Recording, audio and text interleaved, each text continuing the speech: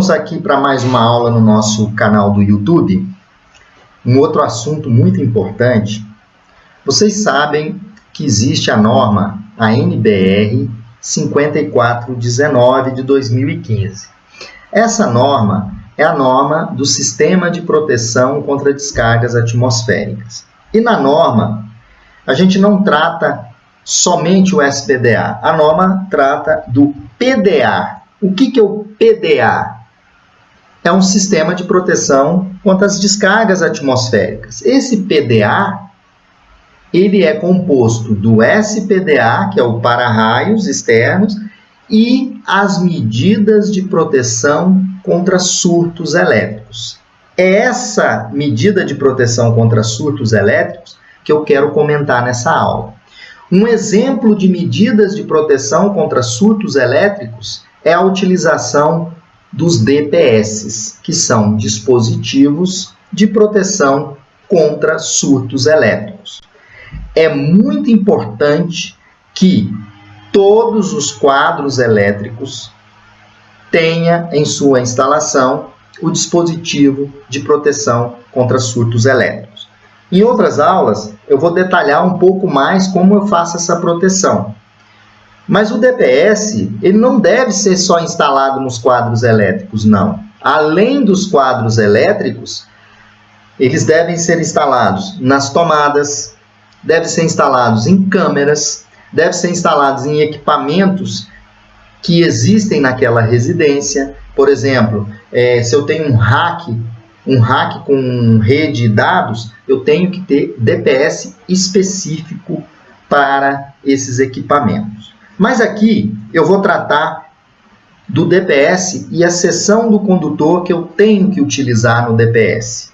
No quadro elétrico, quando eu vou fazer a instalação do DPS, eu tenho uma seção de condutor que eu devo utilizar para fazer uma instalação correta. É o que eu vou mostrar agora, na sequência, para vocês, qual é a seção desse condutor. De que é, ou seja, o que é o DPS? Pessoal, o DPS é um dispositivo, vocês já conhecem, muitos já conhecem, é um dispositivo de proteção para surtos, né? Para surtos.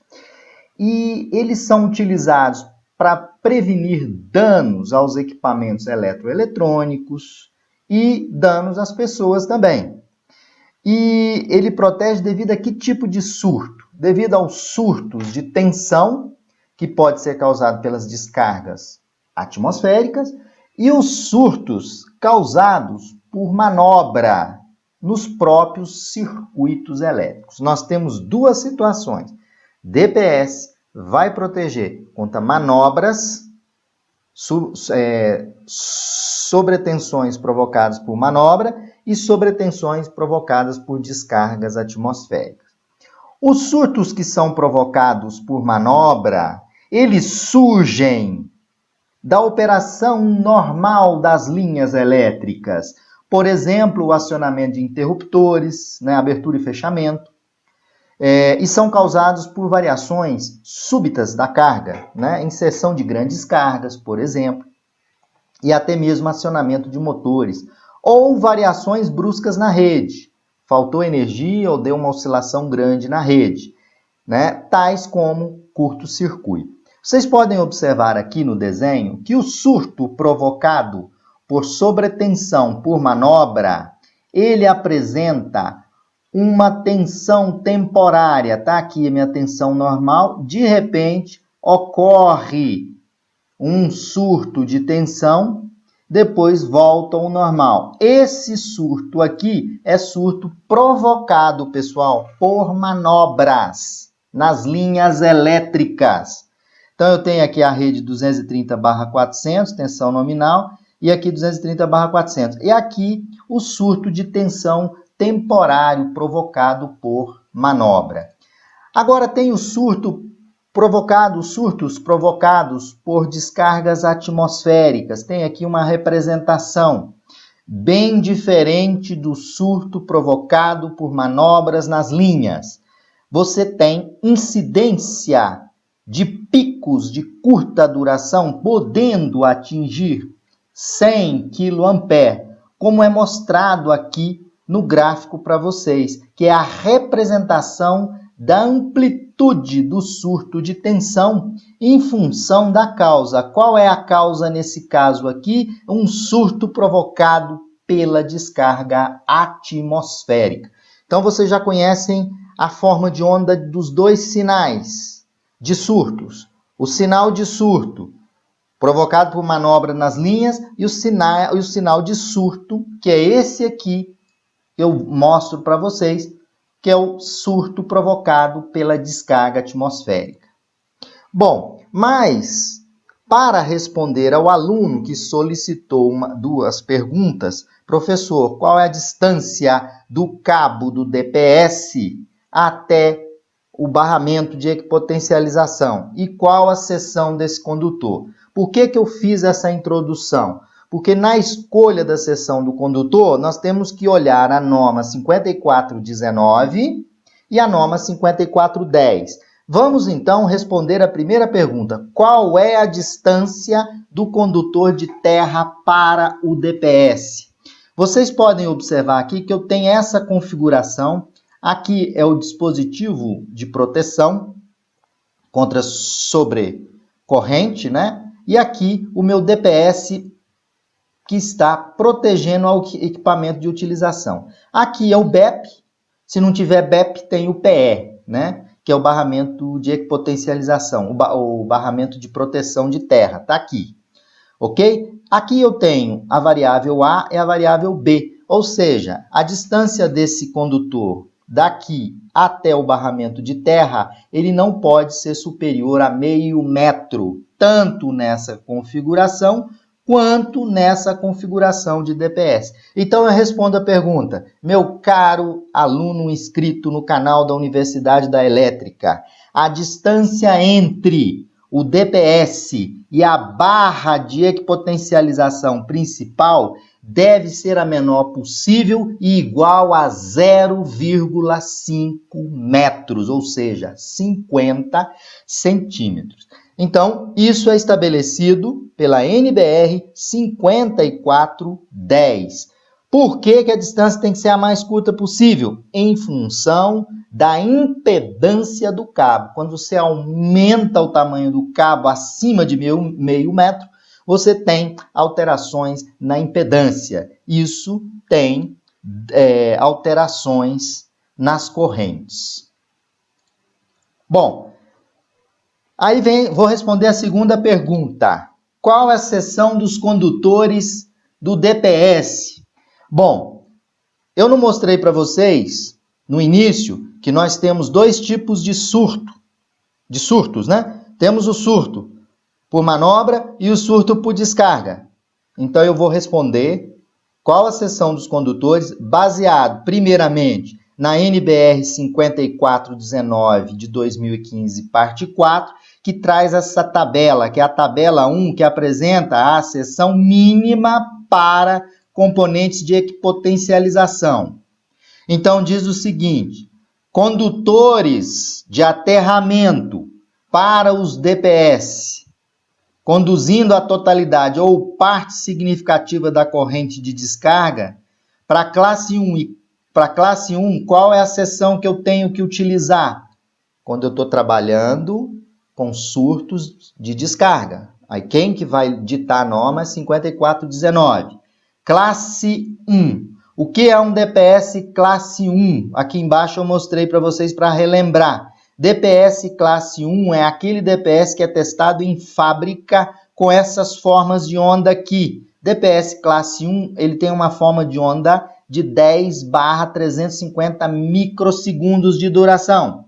Qual é o condutor que eu tenho que utilizar? O condutor que você tem que utilizar para o DPS na proteção de descargas atmosféricas, surto de descargas atmosféricas, classe 1 é 16 milímetros. Classe 2, qual é?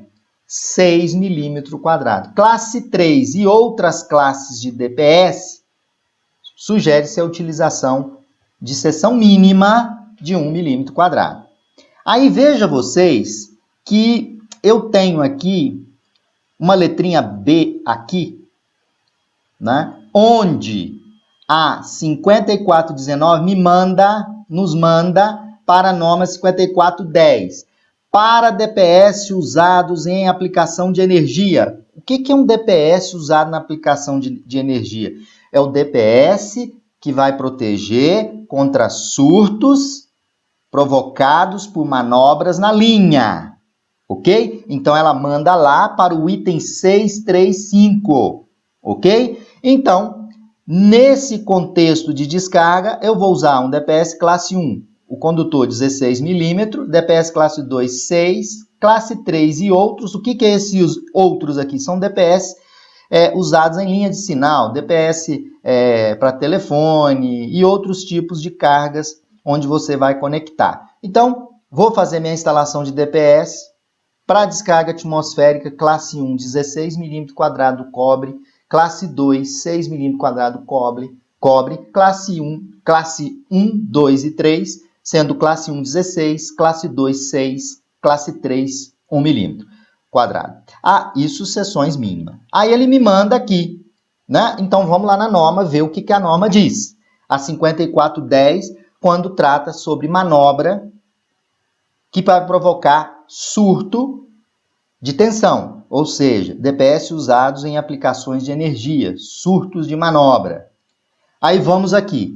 Em termos de seção nominal, o item 635 da 5410 diz o seguinte: em termos de seção nominal, o condutor das ligações DPS e PE, que é o condutor de proteção, no caso de DPS instalados no quadro de entrada de energia, a seção mínima é 4 mm.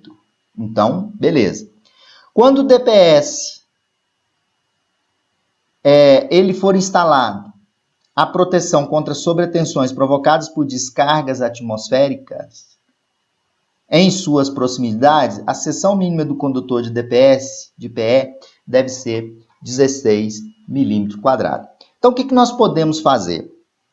DPS classe 1, está na entrada geral ali, você vai utilizar tanto para proteção contra descargas atmosféricas, quanto surtos de sobretensão da linha, você vai utilizar DPS com condutor de 16 mm quadrados.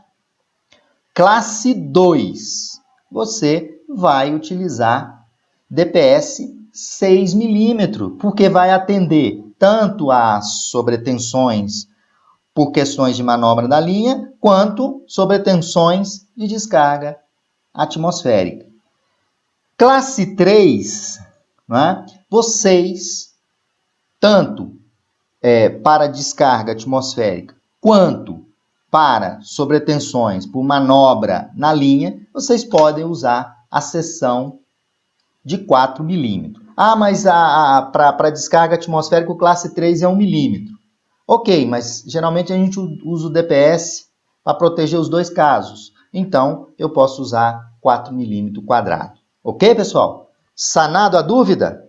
Essa era a dúvida desse aluno inscrito do canal. Para que possamos complementar, veja como se faz a ligação do dispositivo de proteção contra surto. Nós temos aqui a ligação em um sistema monofásico, né? A fase entra no DPS e sai até o barramento de terra, ou PN, por exemplo. E aqui eu tenho o condutor PN aterrado. Esse DP é o dispositivo de proteção contra sobrecorrentes, tá? É o disjuntor, né? No caso, pode ser um disjuntor, né? Ou um fusível.